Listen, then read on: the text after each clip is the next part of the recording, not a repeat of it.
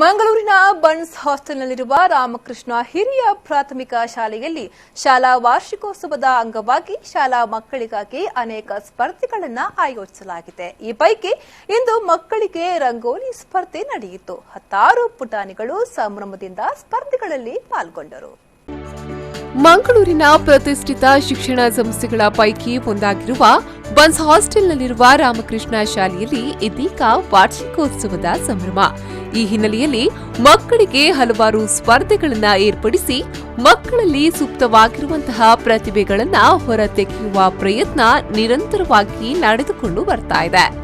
ಈ ಬಾರಿಯೂ ಕೂಡ ವಾರ್ಷಿಕೋತ್ಸವದ ಅಂಗವಾಗಿ ಮಕ್ಕಳಿಗಾಗಿ ಹಲವು ಸ್ಪರ್ಧೆಗಳನ್ನು ಆಯೋಜಿಸಲಾಗಿತ್ತು.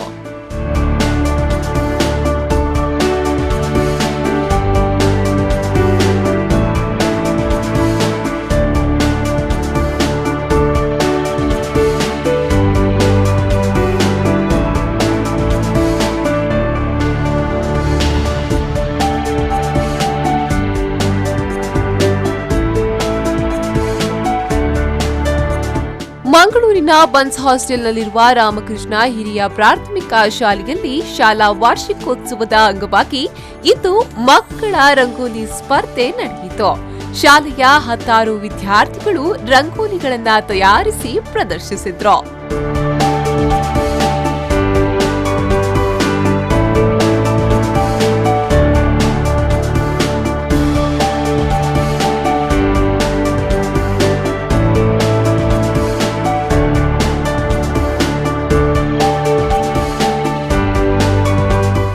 ಸುಮಾರು 40ಕ್ಕೂ ಅಧಿಕ ವಿದ್ಯಾರ್ಥಿಗಳು ಉತ್ಸಾಹದಿಂದ ಸ್ಪರ್ಧೆಯಲ್ಲಿ ಪಾಲ್ಗೊಂಡ್ರು.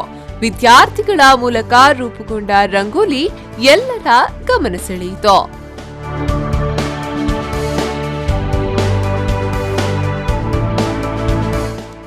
Aditya Rao ದೋಂಡುಲೆ, B4 News 24/7 Mangaluru.